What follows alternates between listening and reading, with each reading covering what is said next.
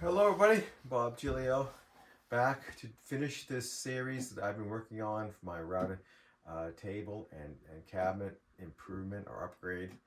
So this is the final episode, and you saw in the last episode building this cabinet. I showed you how I built this cabinet.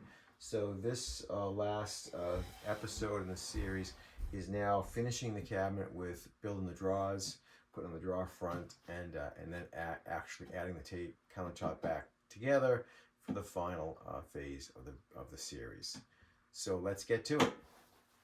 So for just a recap of what's been going on with the project, as you saw in the last video, here's the cabinet we built. The center compartment here is where the router's going to sit, and you saw me build this half-pipe dust collection system with the port for the vacuum that goes all the way to the back there. So that's all good. It's all been done. And what we're thinking of now for the drawers and the doors, the center compartment is going to have a door. I'm going to make it out of probably oak or plywood frame door with a piece of plexiglass or glass in there. On each of the banks to the side of the center compartment, we're going to do 2 drawers. And then in these lower compartments, we're going to do 2 drawers in each one of the lower compartments.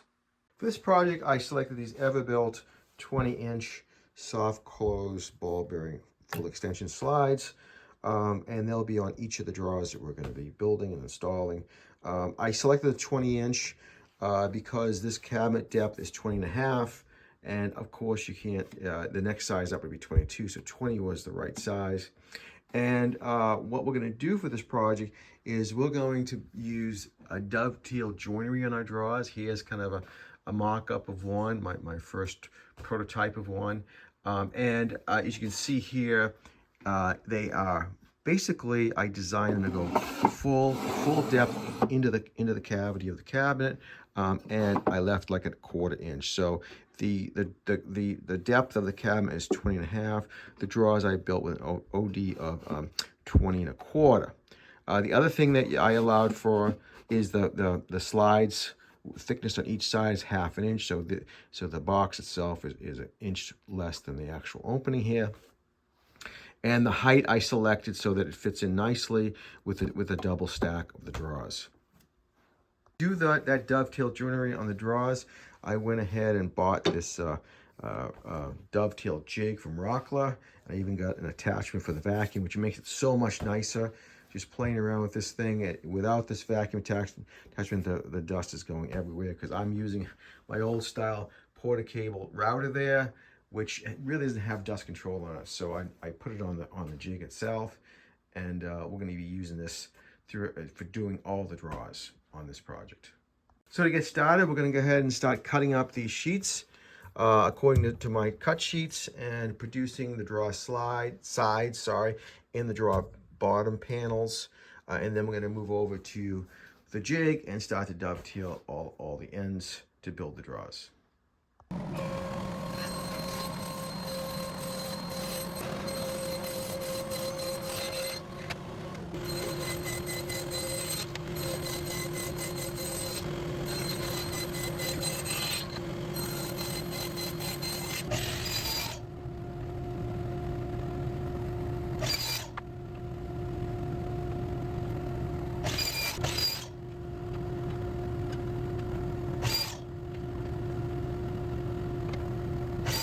With all the drawer sides cut now to size, it's now time to do the joinery on the ends to make them into a drawer. So as I showed you earlier, I'm going to use my new Rockler dovetail jig. And just to go through some basic setup with you, give you a quick review of it. It seems to be pretty good. I did do one test box or drawer already, so I got familiar with it. But the jig is pretty versatile. It can do a lot of different types of joints, half blind dovetails, full through dovetails. It can even do like rabbeted dovetails, offset, and just traditional box or finger joining with the jig. So for this project, I've decided to do half blinds dovetails. So, and with that, it gives you some very good instructions. So to start with, I'm going to use my D-handle router, porta cable router, and in the router, as according to the instructions. I put in a 7/16 bushing, and I put in a 1/2 inch dovetail 14-degree bit in it, and I set it to the height of a 9/16 of an inch, which is for 1/2 inch material, the required depth for the cut. The other thing that I want to draw your attention to is the setup.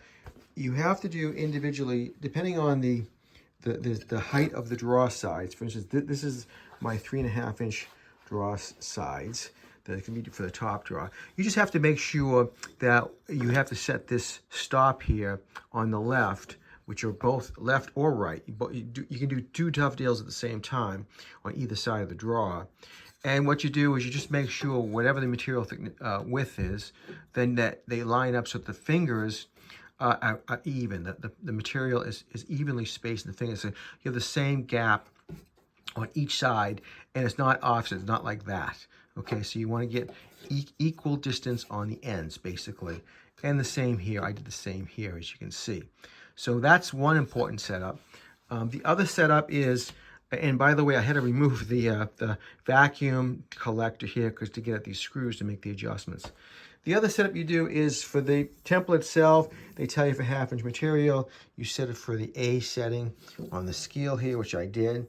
The tricky part a little bit was this stop bar where the router base stops against it. And it's a little bit of an involved formula to calculate it, but basically they give you this equation, which is you double the material thickness of the draw side, which in my case is 1/2 inch, so it's 1 inch, plus half the diameter of the router base. So mine is 5 3/4, so it's 2 7/8. And then once you get that number, you deduct half of the width of the dovetail bit, which in my case is 1/2 inch, so you end up with a 1/4 inch here. And the setback is 3 5/8. And then what I do is I basically just use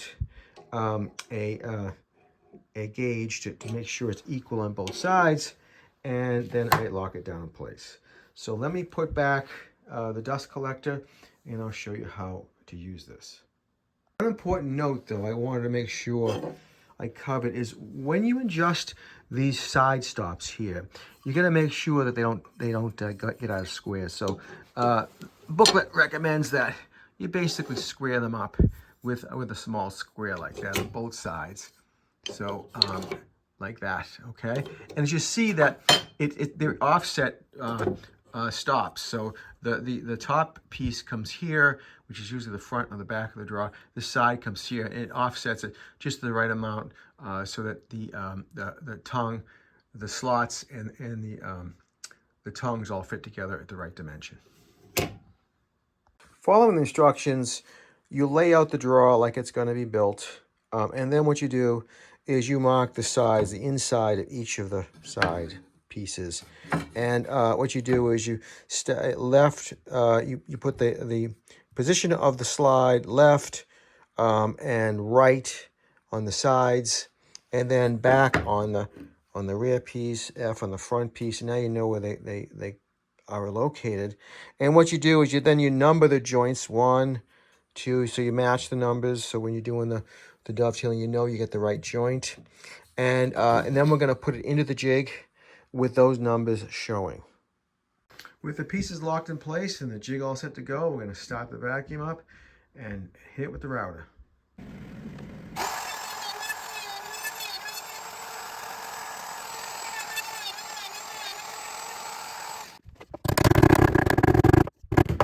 Okay, not a bad joint. I think it's tight, but that's between the joints, the dovetails coming into the material. There's no lubricant, so it's all friction. The other thing I'm noticing is because I am using plywood for this project, for these draws, I get a chip out here on the veneer on the inside. So I think that's the router bit coming out of the slot. So I'm going to fix that, I think, by putting a sacrificial piece of wood in front of the jig clamp, and that should prevent that. But all in all, it came out pretty good. It's nice and flush. Both joints, you have to tap them together. But I think that's a pretty damn good joint. So I'm happy with it, and we can continue with the rest of it. So like I said, we did, this is the front of the drawer here. Sorry. This is the front of the drawer here. And this is the back. So we did the two opposite diagonal joints. And now I'm going to switch the boards around and do these two. And we'll be finished with our first drawer. So here's my solution for the tear out. Just a piece of Luan, 1/4 inch. I'll put a piece of double-sided tape on it. So I'm going to tape it to the back of the vacuum chute, and hopefully this will work. We just stick it up in there and bring it right up to the height of the fingers, of the template fingers, like that. So now, one other note I want to mention to you is this is screwed down. So there are 2 screws into the back of the jig, if you can see them right here. So there's one here and there's one here. I just screwed it. I used like an inch panhead screws, self-tapping, and just screwed it to my bench to make it nice and secure. It doesn't move around. Okay, so now we do the other 2 joints, the opposite joints, diagonally opposite. So again, the left side of the drawer side goes into the left side of the jig, and with the inside facing out, with a position indicator facing out. And let me just loosen this up a little bit. Okay, and again against the stop. And then we're going to take the front side, the back side facing up. Now it has to correspond to the same joint, 4 and 4. Okay, that's how you keep track of the joints. And this goes in like this, like that. Okay, and just until it's even with the top of the board against the stop, both pieces, like that. Just crank this up a little bit, just to hold it. Not quite. Okay, and then I'm going to do the opposite 2 here. Number 2 on the right side, facing out. Open that a little bit. Pushing that up against the stop. Front piece facing up. And again against the stop. That. Lock this into place. Sorry. Lock this into place like that. And we're ready to go. So that's much better. There's no tear out at all, as you can see here on these edges. So I'm going to clean these up on the drill press with a sanding, a small sanding drum, and I think we should be good to go.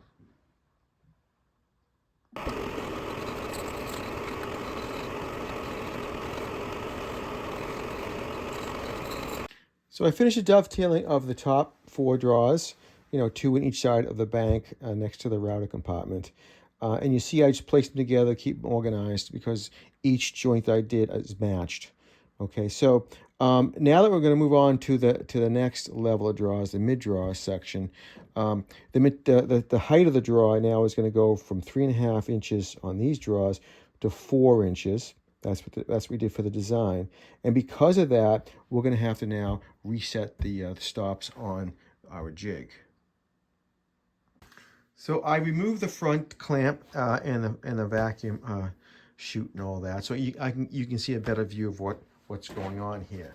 So this is the wider, the taller draw stock material here, and now if I put it into the jig against the stop here, what was set for the previous set of drawers we did, you'll see that now it's not lined up evenly spaced between these fingers here. So what we're going to do is we're going to slide this bracket over, the stop bracket, over enough so that I get equal material between the fingers, and everything is nice and centered on the stock. So to do that, there's a couple of things you have to do. Is one, as you saw, I already removed the front clamp system, so I can get at these locking screws here on both sides. And then there's a screw that happens to be right under this stop here. So what I do, so that I don't upset the settings, is what I did was I put a depth gauge like this one, so that it equals the current setting. And now I know exactly where it is on both ends, here and here. And then I'm going just to loosen this up now, loosen up this stop bar, move it out of the way, and now I can get access to that screw. And then when I put it back together, I'll just use that stop gauge to put it exactly back where it was. So let's do it.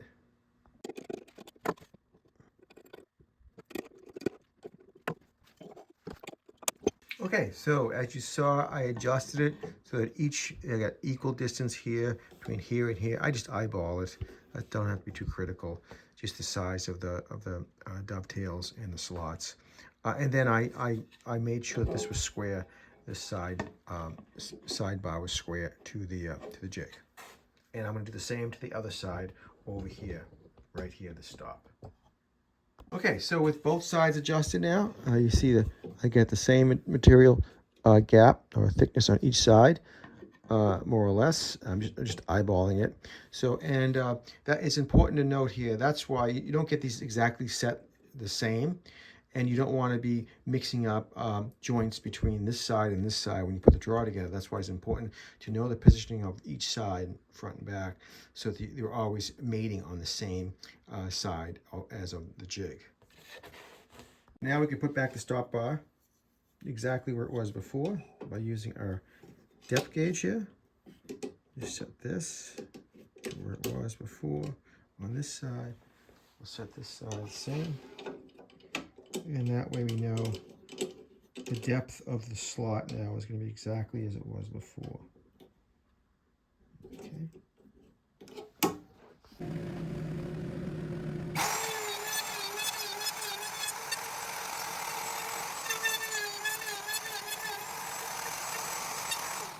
Okay, so we just made one mistake on the previous draw, and the mistake was that what I said earlier was true for the side pieces. The side pieces always go in the vertical part of the jig, okay? And they stay on the side of the draw. So this side here, this side is always the left side, this is always the right side. And when you do the alternative joints, when you flip them around, you should keep on the same side. However, these front and backs actually switch positions. This one goes over here, this one goes over here. And you know that by following the numbering system that we put on the ends, that the 4s match, the 2s match, both on the side piece and the front and back piece. So my previous draw I made was I didn't switch the tops, and I kept them in the same position. I just flipped them over. And what happens is you end up with a draw like this, where you have the side pieces that alternate with the dovetails on one end and the slots on the other end. So you don't want to do that, because even though the draw will go together fine, it will be able to pull itself out of the joint. I know it will never happen without an extreme amount of force, but just for the future, that's a good point to remember. All the drawers have been dovetailed right now, except for the last bank, the lowest bank. And these are the tallest drawers. These are 8-inch tall draw sides. And I don't have to readjust the stops on my dovetail jig, because they're even, as long as it's a whole inch number and not fractions, not going from 3.5 to 4 like we did previously. You really don't have to readjust the jig, because when you look at these fingers, they have 1-inch center spacing on them. So anytime you put in, whether it's a 4-inch or 5-inch, you're always going to start from the same correct point, and then it will be evenly spread out among the fingers. So with the 8-inch, that works out that way. I'll show you that in a minute. So this is what I was saying. See, I didn't adjust the stop here, and look, it's coming out evenly. Once you set it in the first slot, then you can see that it's equal distance here. So it's 1-inch center on center. So any board that's an even inch, you don't have to reset the stops. It's just when you go between inches. Okay, and the one point I want to bring out on this one is, because this draw height of the slot side is so tall, I can't do 2 at the same time. I can only do 1 joint at a time. So I'm going to have to repeat myself 8 times for these 2 draws.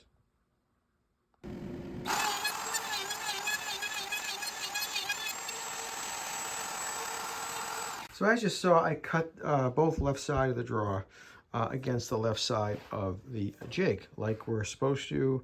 And if we could do enough, if it was thin enough, narrow enough on the draw height, I could do both at the same time. But because they're not, I can't do that. Now the question comes up, well, does it matter which side I do the right side on? Okay, do we follow the same rule? Left side of the drawer is left side of the jig, right side is so forth and so on.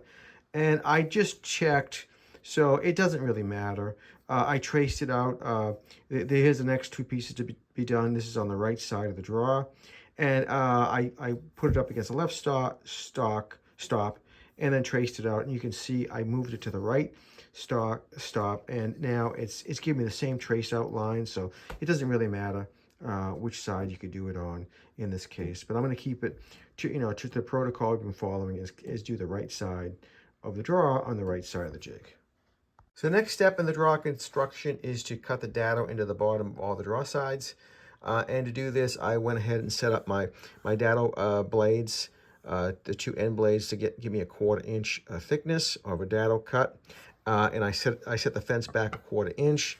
I did this test cut on it, and it came out really good. It fits the plywood I'm using for the bottom of the drawers very well, and it's the right depth as well. So let's go ahead and cut all the draw sides.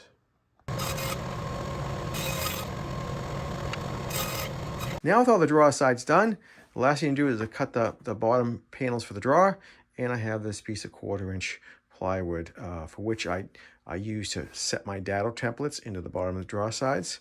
So let's go ahead and cut it.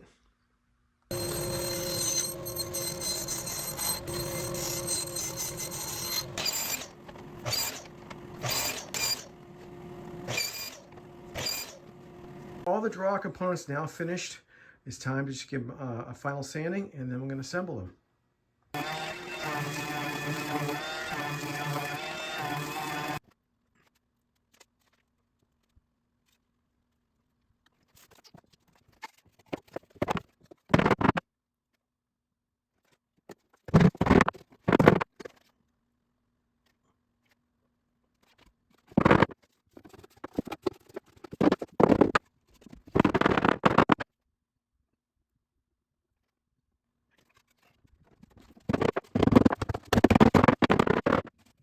Okay, so now with the drawers all glued up, we're gonna sand the outsides of them, and then I'm gonna apply a birch veneer tape to the top, and then we're gonna bring them to the finishing shop.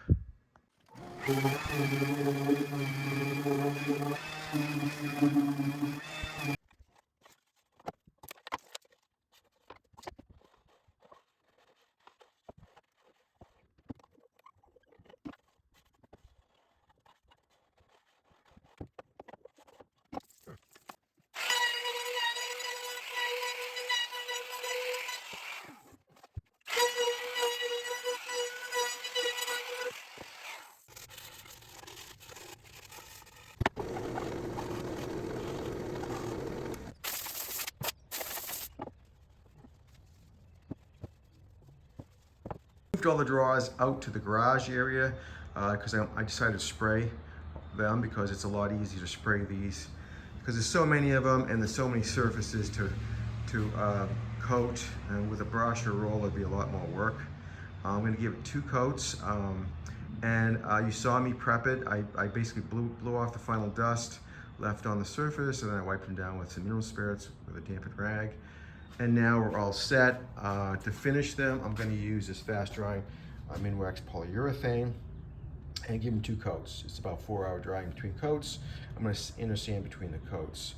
The gun I'm going to use is my Astro gun. It has a smaller nozzle in it. It's a 1.2, 1.3 millimeter nozzle size. So with this Minwax, it's very thin to begin with. I don't really have to thin it out at all. It has a viscosity around 30 seconds with a Ford No. 4 cup. So I've had good luck with it before, so we're going to go ahead and spray these.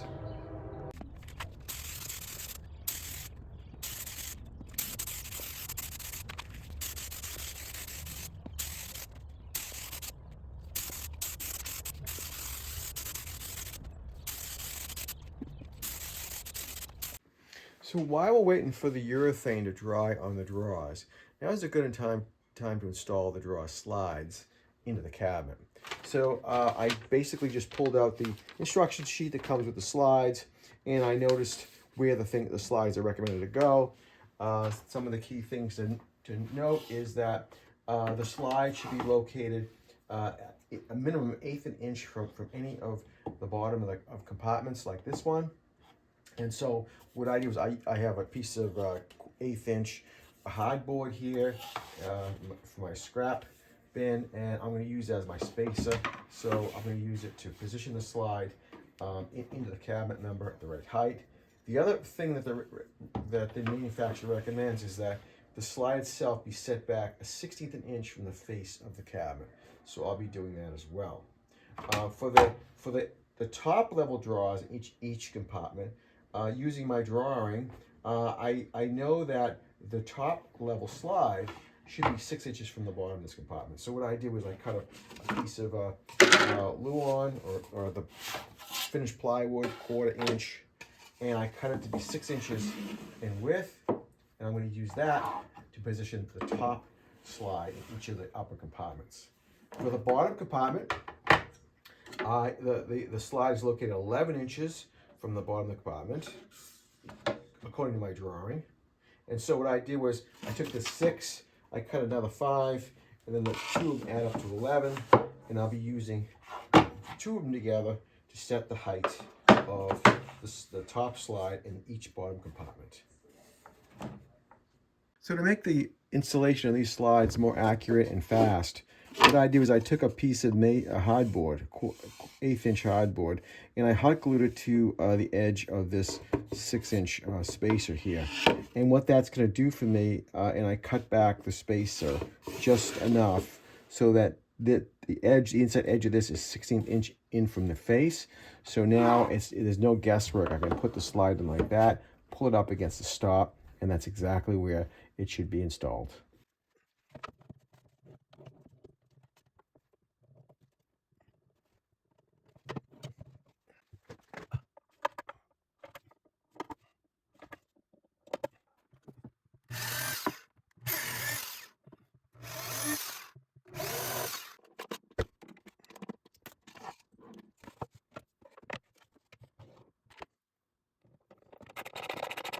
With all the draw slides attached to the cabinet, now it's time to attach them to newly finished drawers. So I took one slide out, and following the instructions, the slide member attached to the drawer is supposed to be up 1.25 inches from the bottom of the drawer and flush with the front. So I went ahead and made a jig that will allow me to quickly position these slides because we have 16 of them to do. So basically you put this up against the bottom of the drawer, you snug the slide against it, you flush the front with the front of the drawer, and then you can screw it to the drawer.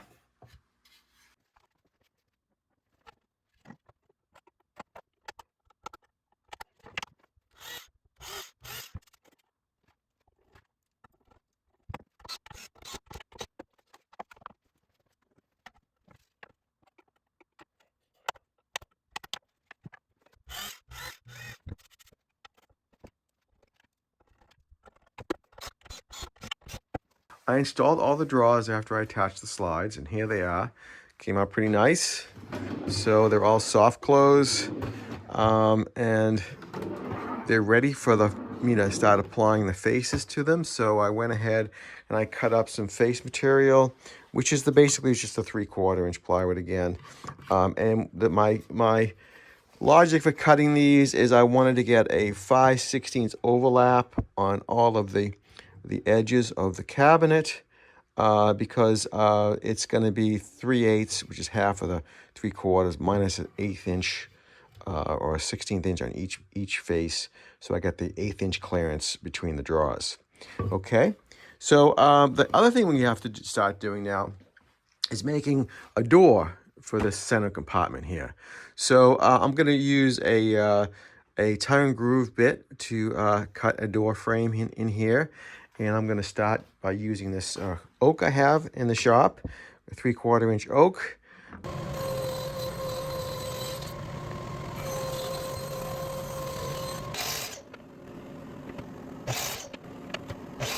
I set up my tongue groove bit into my router table, and this is going to be used to do the joinery and to cut the groove for the plexiglass in the middle of the door. So the first thing I did was I set it up so that I equaled the cutting depth, so that I centered the cutters onto the material, which is the 3/4 inch oak. And this is with both cutters here. This is going to cut the tongue. So as you see, it's nice and centered on the material. And now I've set up a miter guide with a backer board here, so I don't do any tear out on the back side of the piece. This is a test piece, by the way. I've never used this bit before, so I'm going to do a test cut, see how it cuts, and then go from there.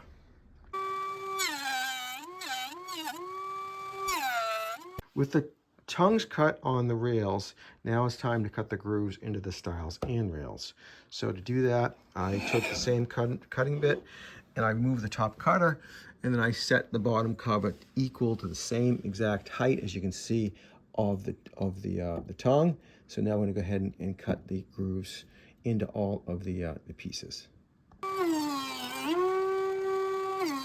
The stiles and rails cut, now it's time to glue up the frame.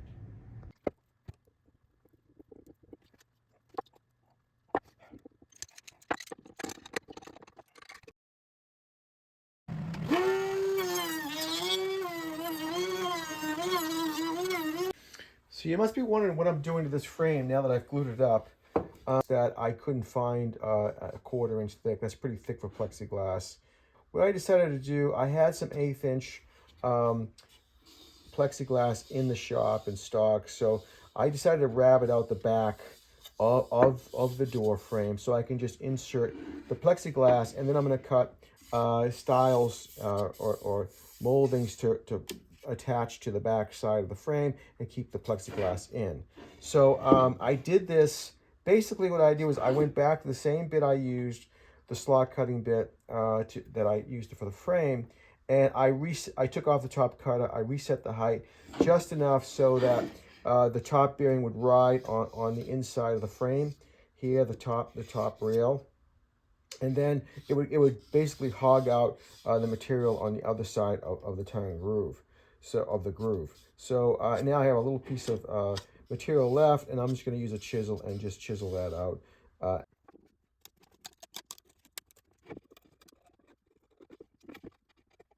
So I removed the back tongue of the door, and now we are ready to put a piece of plexiglass in here. I had this in the shop, a Lexan. It's about the right size, and I think I'm just going to cut this and put it right into this door frame. Cut the Lexan on the bandsaw because I'm concerned about the risk of this chipping out if I do use a table saw, even with a fine tooth blade. I still sometimes get chip out on it. So I'm going to play it safe and cut it with the bandsaw, which is a very fine blade band. I think it's 14 teeth per inch. Okay, with the Lexan cut, now I'm gonna cut cleats out of some oak.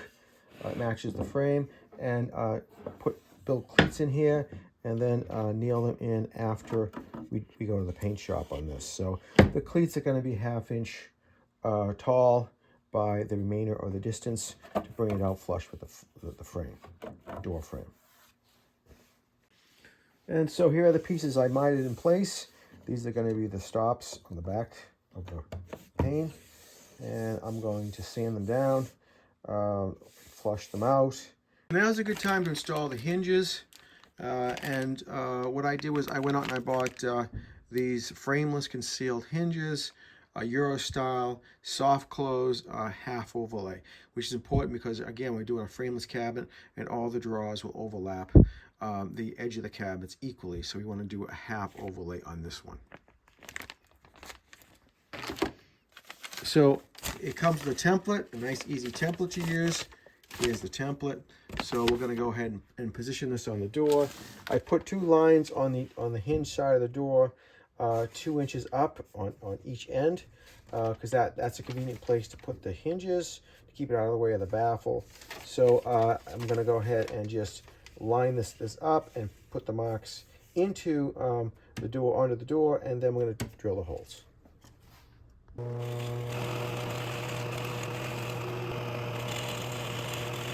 Now that we finished up the door, I went ahead and sanded it on both sides, and then I also sanded all the drawer fronts to all the other drawers. So now it's time to install bumpers on the drawer fronts, on the back side of the drawer fronts. So, and usually in my cabinets, what I like to do is, you see here, I like putting these bumpers on. You can see them here, these clear rubber bumpers, and it makes it nice for closing the drawer because it has a nice cushion against the frame of the cabinet. So I went ahead and I set up my drill bit, 3/16 drill bit, and I put stops on it so that all I have to do now is just go through production style and drill the holes that will receive these little bumpers here. You see them right here. And what I do is I put a little bit of this Ideal electrical lube, cable lube on them as I just punch them in with a rubber mallet. So let's start drilling the holes.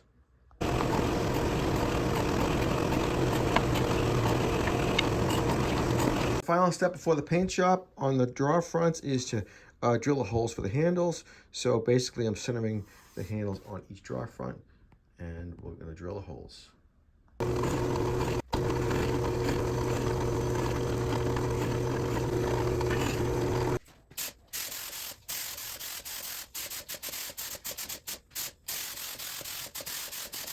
As you saw, I sprayed the primer onto the drawer fronts and the door. And what I used was Benmore Fresh Start. It's an oil-based paint primer, and it puts a nice coat on for the paint, the finish coat to grab. I use these little golf tees, my little hack here, so that I can do both sides. I spray the back side first, then I flip them over, and I get a nice little table stand, and I do the fronts. So I can do both sides and all the edges in one spray. So now we're going to move on to the finish coat, the first coat of finish, and I'm using this Emerald urethane trim enamel here. It is a water-based trim enamel, very durable. I've used this before in many of my projects, so I like it. And I'm going to spray it as I do with my primer. I'm going to use my Astro gun. This has like a 1.9 millimeter nozzle on it. It's a bigger nozzle for the thicker paints. And I do thin these paints down to about a 45-second viscosity with my Ford No. 4 cup. You've seen me do this before. For this paint, I used distilled water. I will use distilled water to thin it down. And for the alkali, I just used mineral spirits. All right, let's spray the first coat.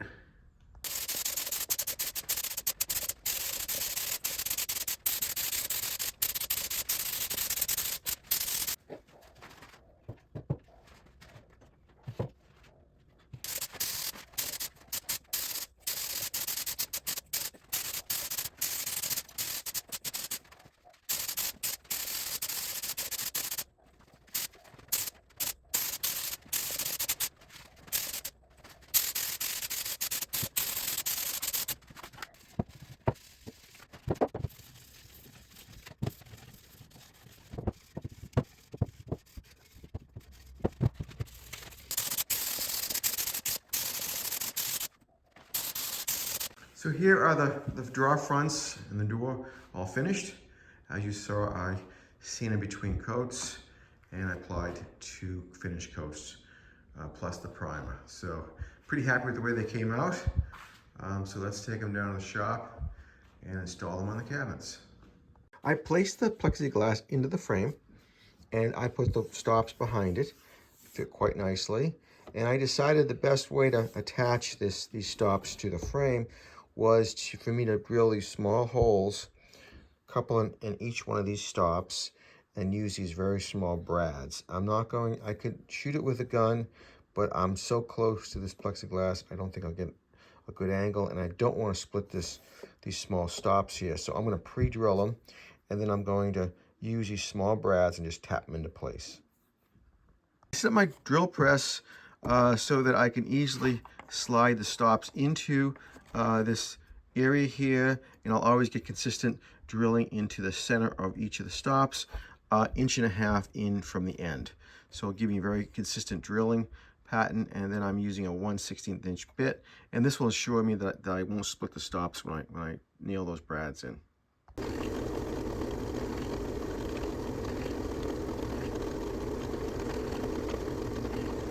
So after trying the tapping with the hammer, I found that it wasn't very effective, too much movement, and I got too close to the glass. So what I did was I just used a couple of clamps here to keep the stop nice and tight against the plexiglass, and then I also use a third clamp where I remove the rubber end, and I use the clamp itself to basically press the pin or the brad into place, and it works pretty effective, as you can see. So that turned out to be the best approach on how to get those brads into the side of the frame, like that. Okay, so the last step before we install the door is for us to take these bumpers, like it says, and install them. So I put a little bit of this lube on here. We just put them in place like this, and we just tap them in place, like that. So we'll do this door and all the other ones before we install them.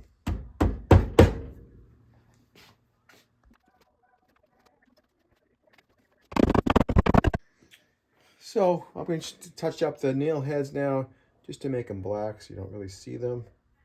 And that way you won't even know that they're there. And I did it this way too because I wanted, if anything ever happened to this glass or plexiglass, gets scratched or it breaks or something, I can easily pull off these stops and replace it. So it's time now to install the rest of the drawer fronts. And before we're going to do that, I'm going to show you how I like to align them to get them perfectly spaced. Before I do that, though, we need to drill 4 holes into each drawer, and these holes will be used to actually secure the mounting of the drawer front to the drawer. So we have these inch long screws, pan head screws here. Easy, since we have so many of them to do. I made this template here, and it's basically 1 5/8 inch from the edge here, and on both of these, and then it's on the bottom 1 5/8 as well. On the top, I went down 1/2 inch, and the reasoning behind that is because for me to get a screwdriver comfortably inside these drawers from the screw, then an inch and 1/8 is about what I need. So I made sure that all the holes will penetrate the inside of the drawer 1 1/8 away from either the side of the drawer or the bottom of the drawer. So that's with the holes for the mounting screws now all drilled to the drawers. Now it's time to start to add the drawer fronts. And this is where alignment is very important. So we're going to take a drawer like this, okay? And what I did was I put 2 blocks of wood underneath the bottom of the cabinet, and I shimmed them up so that they're nice and tight against the bottom. And this is going to be our ledge, an alignment ledge we're going to use to align the drawer fronts. Now, that will be the vertical position alignment. Now, for the horizontal, what I'm going to do is I put a mark on this center rib of the cabinet right here. I'm going to use an 1/8 inch spacer, like so, which is what the spacing is that we want to get. So now I'm going to just line up the drawer so that the spacer is even with the center line of that rib right there. So now I know that's exactly where I want the drawer to be for the first drawer. And I'm going to now use these holes that we pre-drilled already for the handles and make them the alignment holes now. And I'm going to just drill straight through into the drawer, and now those will be the mounting screws for the handle, and it'll also align the drawer front.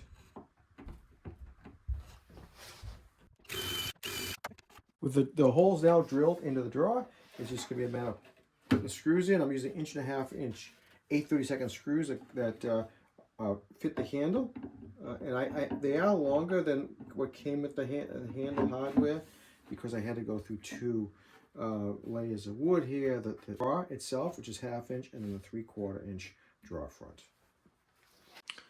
Now for the second drawer, bottom drawer, it's the same procedure. We use the bottom ledge as the alignment ledge. We're going to now take our 1/8 inch spacer. We're going to put it between the two drawers, sock it up nice and flush. And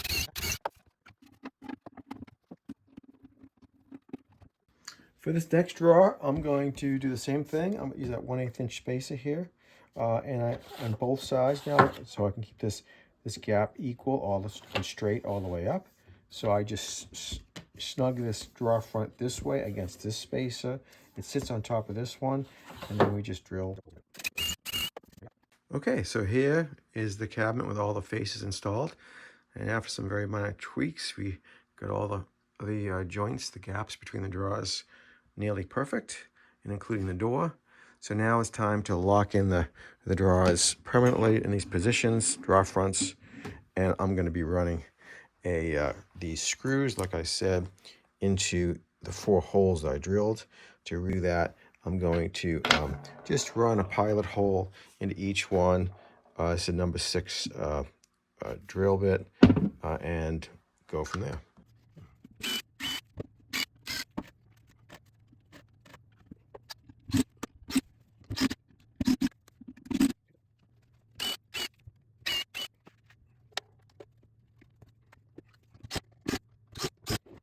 So here's the cabinet all assembled. All the door fronts are on it.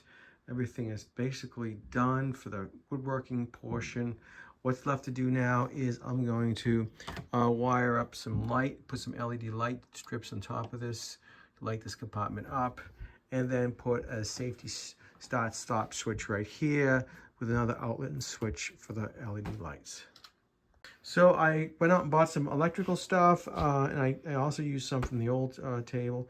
So I have a box here with a switch and receptacle, like I mentioned. And then I have my safety stop switch here, a couple of boxes to put that together, power cord. And then I went out and bought this 8-foot LED light strip that will wire up as well.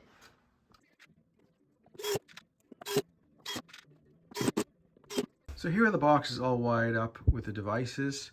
On this box, on the left box, we have the start-stop switch for the router.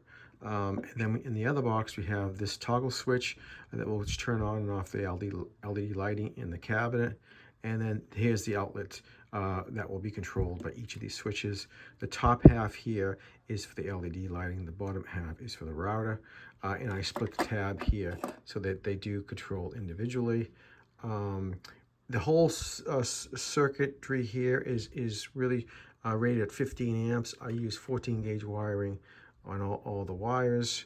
And the devices, these devices are 15 amp rated. This device is 35. We'll never get to that rating. And then the power cord is 16 gauge, rated at 15 amp as well. The cording I routed, I kept it neat using this raceway here. And it comes out through here and at the back of the cabinet, and these will just plug right into this receptacle once I put the faceplate on. Same with this. The raceway I bought was this kind of cool raceway. It's just it has a stick-on back. I sticked it on cutters, and I put it in upside down so I can just easily pull this cord out when I want to use my router as a handheld, and then put it back like that. So that's pretty convenient for me while it keeps everything neat. And then the LED lighting here, as you can see, I ran it on the inside of the cabinet and just peel and sticked it to the top. It will give me some nice lighting for this compartment. One more note on the electrical. I did use these exterior boxes, PVC, and I did that because it's a dusty environment. So I could have used the stamped steel interior boxes like the handy boxes, but I was concerned about sawdust getting inside of these switches and these boxes, and if a spark ever occurred, a remote chance it could have caused a fire or something like that. So with the cabinet fully completed, now is the time to transfer the top from the old cabinet to the new cabinet. So what I did was I just drilled 4 pilot holes into the center of each of these bays, into the stringers. So, and we're going to use these 10 by 2-inch screws to go ahead and anchor this cabinet to the countertop.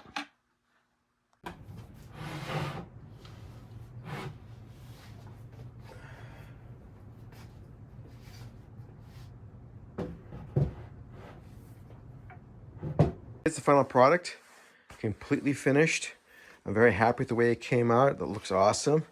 My center cabinet here, center compartment, very happy with it. I can see everything. It's very well lit up, easy to see what's going on in there. It also has the vacuum system, which works really good. So I'm going to show you that to you in a minute. But I'm just going to go show you some of the drawers now. As you can see, I have everything organized. I put drawer liners in it. Here are my templates and my zero clearance inserts. Here's some fence accessories, just like we laid out in the drawing. Here are some more router accessories. Here are my bits, all organized. I made a nice holder for them. Those are the bigger ones. Here are the smaller 1/4-inch shafts. Here is I made a nice organizer for my bushings, my guide bushings, my documents for the bits and anything else. Recommended router bit speeds. Here's my tools to change out my bits, set the depths. But anyways, I'm very happy with it. I love the finish on it. You can see the cords are all well organized here. So let me just give you a test run of the dust collection system now to see how well it works. See how well my dust collection system works in the cabinet. I went ahead and inserted a 1/4-inch spiral cut bit that you can do dadoing. I want to cover the surface so that all the chips are directed downward. This particular bit has a chip ejection that goes up on the bit, or in this case, all the chips are gonna go down into the cabinet.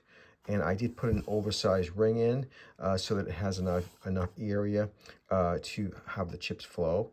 The other thing I wanted to draw to your attention is that I did check to make sure that I have enough flow through the cabinet. So what I did with all my cabinet designs is I put these bumpers on here. These bumpers that protrude out about 1/8 of an inch. And what that does for me is not only gives me a nice soft close with the bumper, it keeps the cabinet door 1/8 of an inch away from the cabinet face. So I get this edge here, or the space around the entire perimeter of the door. Calculated how much flow area that space gives me, and it happens to be twice as much flow area as the inlet connection for the vacuum hose. So I know, in addition to the flow area from the front door gap, I also have another hole here for the power cord, as well as this annular hole here around the bit itself. Now I can control this by putting in different size plates here, but there's more than enough flow, inlet area flow, to compensate for how much flow is coming out. This will give me a good sweeping action of the chips. Okay, let's see how well it works.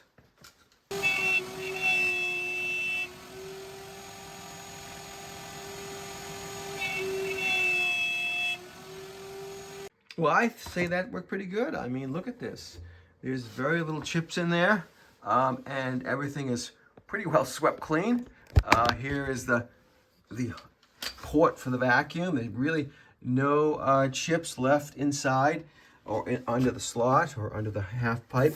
Got a little bit of dust here, but that works pretty damn good. Okay, well, I appreciate you sticking with me on this video. This was a longer one. Thanks for watching.